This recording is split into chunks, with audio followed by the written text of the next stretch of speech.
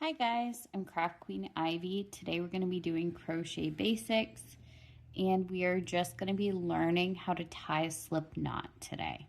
We won't even need our hook, so go ahead and set that to the side. We're just going to be using our yarn today. So what you're going to do is you're going to hold the yarn with the tail end in your left hand and the longer side that's attached to the ball in your right.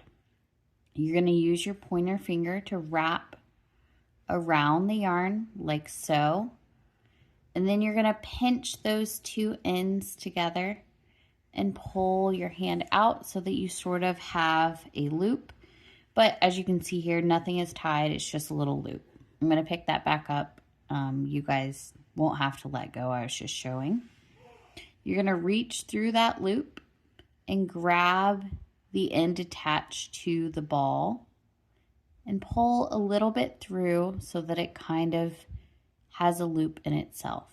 From here, you're going to pull the two ends, the one attached to the ball and the one that is just your tail end here.